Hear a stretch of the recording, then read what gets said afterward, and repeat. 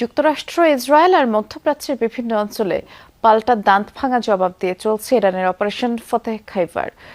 সোমবার কুয়েতের আকাশে মিসাইল ছুড়ে একটি মার্কিন F-15 ফাইটার জেট ধ্বংস করেছে ইরান। তেল আবিব, হাইফা সহ ইসরায়েলের বিভিন্ন এলাকায় ব্যাপক ধ্বংসযজ্ঞ চালায় তেহরান। এর পাশাপাশি মধ্যপ্রাচ্যের বিভিন্ন দেশে থাকা মার্কিন ঘাঁটি লক্ষ্য করেও হামলা চলছে। রাডার ও সার্ভিলেন্স সিস্টেমকে টার্গেট করে মিসাইল হামলা করছে ইরান।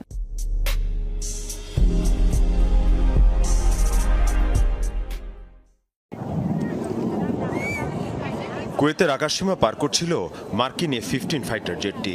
হঠাৎ একটি ইরানি মিসাইল আঘাত হানে যুদ্ধ বিমানটিতে। ইরানের রাষ্ট্রীয় গণমাধ্যম সহ আন্তর্জাতিক বিভিন্ন সংবাদ মাধ্যম প্রচার করে ভিডিও। বিস্ফোরণের পর এক পর্যায়ে নিয়ন্ত্রণ হারিয়ে মাটিতে আছড়ে পড়ে যুদ্ধ বিমানটি। এর আগে প্যারাসুট নিয়ে ফাইটার জেট থেকে বেরিয়ে যেতে সক্ষম হন এর পাইলট। যুক্তরাষ্ট্র ইসরায়েলের হামলার পাল্টা জবাব দিতেই চলছে ইরানের অপারেশন ফতেহ খাইবার। তেল আবিব সহ ইসরায়েলের কৌশলগত বিভিন্ন এলাকায় ব্যাপক ধ্বংসযজ্ঞ চালিয়েছে ইরান।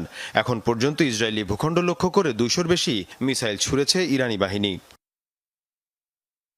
হাইফা, জেরুজালেম সহ বিভিন্ন এলাকায় দেখা মিলছে এমন ধ্বংসযজ্ঞের। আন্তর্জাতিক বিভিন্ন গণমাধ্যম বলছে, ক্ষয়ক্ষতি আর প্রাণহানির তথ্য গোপনের চেষ্টা করছে নেতানিয়াহু প্রশাসন। তবে ইরান এখন পর্যন্ত সবচেয়ে বেশিবার হামলা চালিয়েছে সংযুক্ত আরব আমিরাতে।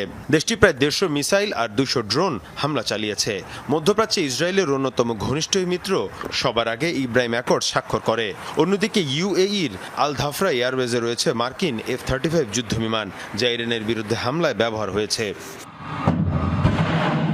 ইরানের প্রথম 2 দিনের হামলার লক্ষ্যবস্তু ছিল মধ্যপ্রাচ্যের বিভিন্ন দেশে থাকা রাডার সিস্টেমের মতো মার্কিন সার্ভেইলেন্স ইকুইপমেন্ট, যেগুলোকে যুক্তরাষ্ট্র এবং ইসরায়েলের জন্য আর্লি ওয়ার্নিং সিস্টেম বলা হয়ে থাকে। এই সতর্কতা ব্যবস্থা ধ্বংস করতে পারলে লক্ষ্যবস্তুতে আঘাতের পরিধি বেড়ে যাবে ইরানের। বাহরাইনকে বলা হয় মধ্যপ্রাচ্যে মার্কিন সামরিক শক্তির কেন্দ্র। সেখানে থাকা মার্কিন নেভাল বেজ এবং অন্যতম শক্তিশালী রাডার সিস্টেম ধ্বংস করেছে ইরান।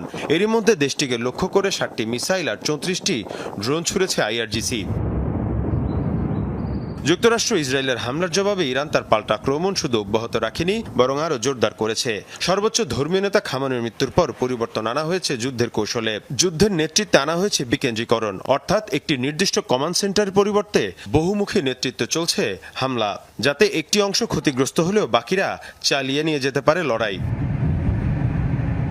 মীর মুশফিকা হাসান, যমুনা নিউজ।